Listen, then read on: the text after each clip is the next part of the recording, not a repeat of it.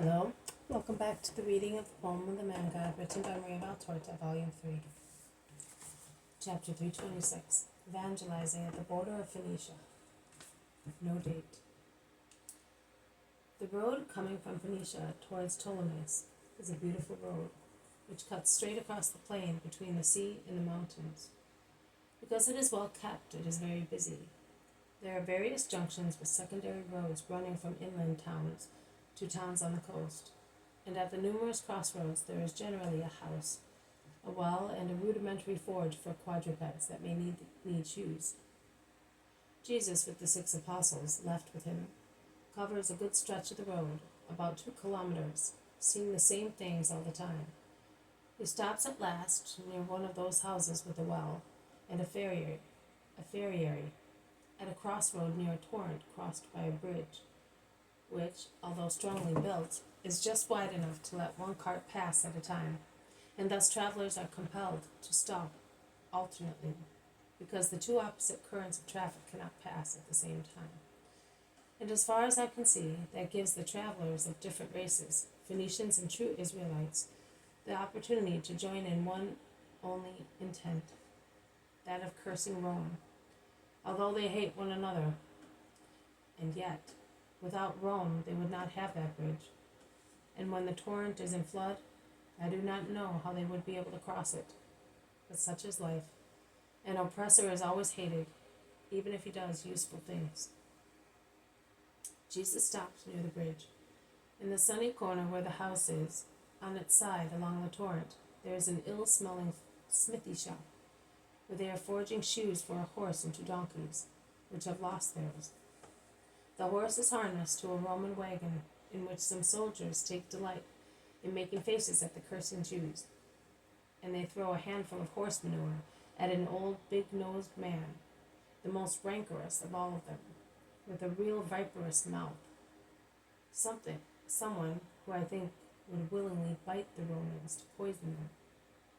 One can imagine what happens. The old Jew runs away as if he had been infected with leprosy, and other Jews join him. The Phoenicians shout ironically, "Do you like the new manna? Eat it. It will give you energy to shout against those who are too good to you, you hypocritical vipers." The soldiers laugh scornfully. Jesus is silent. The Roman wagon at last departs, and they greet the farrier, shouting, "Hail, Titus!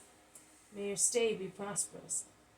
The man, who is vigorous, elderly, bull-necked, clean-shaven with very dark eyes above a sturdy nose, and under a wide, protruding forehead, which is bald at the temples, while his hair is short and frizzly, raises a heavy hammer, waving them goodbye, and then goes back to the anvil, on which a young man had laid a red-hot iron, while another boy sears the hoof of a little donkey, preparing it to be shod.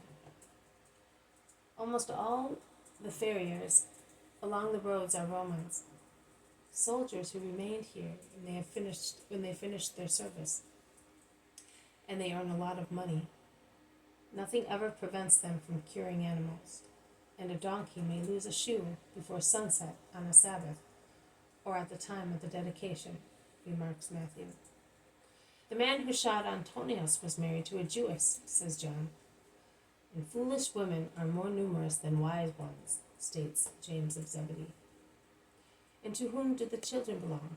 To God or to paganism? Asks Andrew. They generally belong to the stronger of the 2, replies Matthew.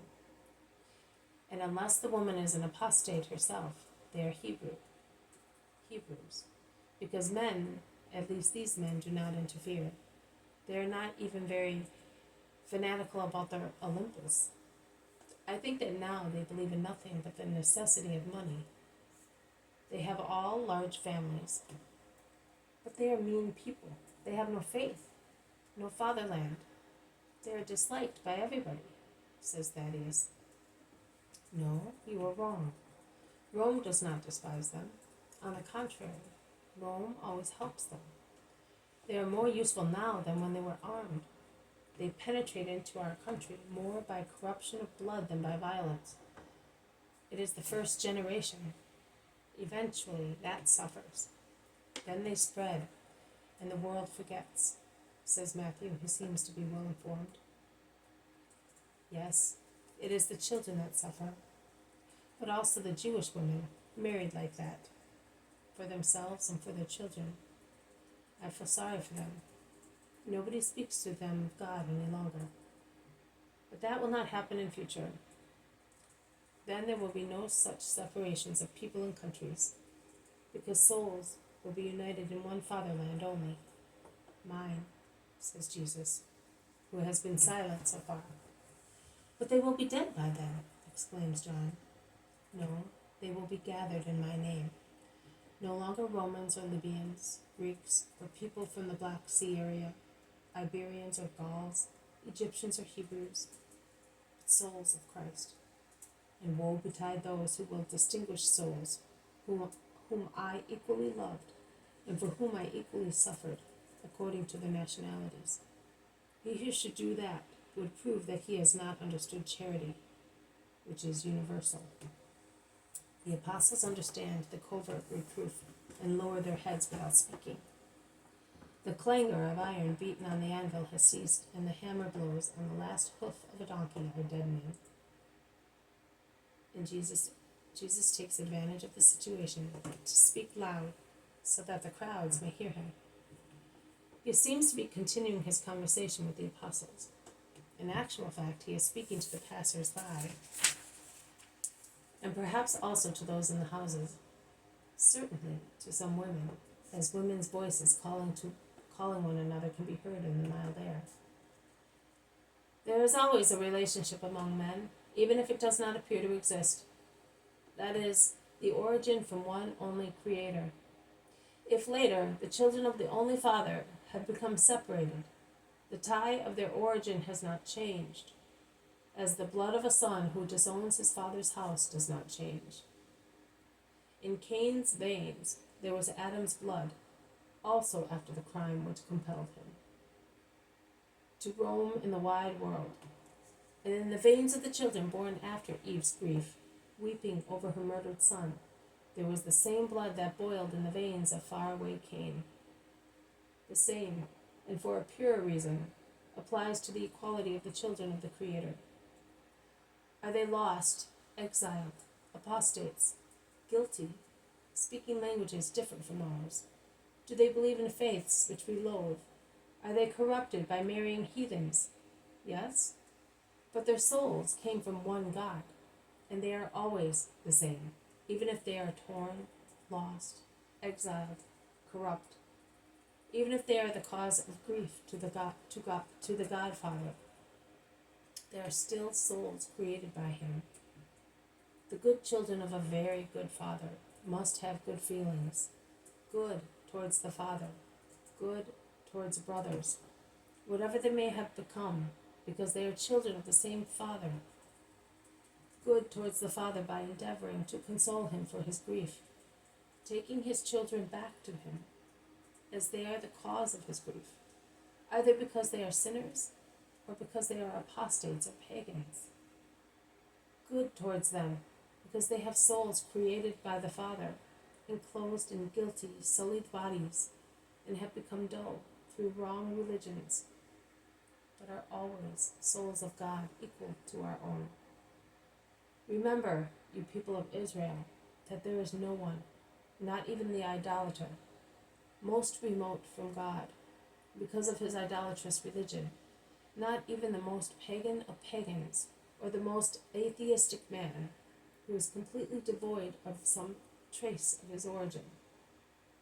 Remember, you who have gone wrong in getting detached from our just religion by descending to mixed sexes, which is condemned by our religion, that even if you think that everything that was Israel is now dead in you, suffocated by the love for a man of different faith and race, it is not dead. There is something still alive, and that is Israel. And it is your duty to blow the dying fire, to foster the spark still existing by the will of God, so that it may overwhelm carnal love.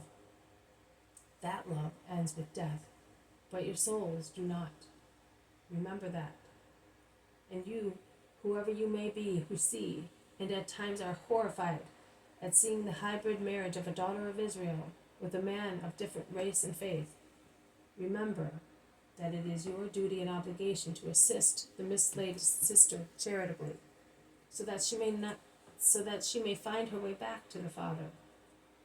This is the new holy law, agreeable to the Lord, that the followers of the Redeemer may redeem whoever is to be redeemed, so that God may smile because of the souls that go back to the Father's house, and the sacrifice of the Redeemer may not be made unfruitful and mean. To leaven dough, the housewife takes a little of the dough of the previous week. Oh, only a tiny bit of the whole mass, and she buries it in the dough and protects it from harmful drafts in the favorable warmth of the house. Do likewise yourselves, you followers of good, and you too, who have gone away from the Father and from his kingdom. Let the former give a tiny part of their yeast to support and reinforce the latter, who will add it to the particle of justice still existing in them. And both of you protect the new yeast from the hostile drafts of evil in the warmth of charity, according to what is in you. Your mistress, or a persistent, although now languishing survivor, support with the warmth of your homes, with the faith of the same religion, what is fermenting in the heart of a mislaid co-religionist, so that she may feel that she is still loved. She is still a daughter of Zion, and a sister of yours, and her goodwill may materialize, and the kingdom of heaven may come to all souls. But who is he? People ask, and they no longer seem in a hurry to cross the bridge, although it is now clear, or to go on their way, if they have already crossed it.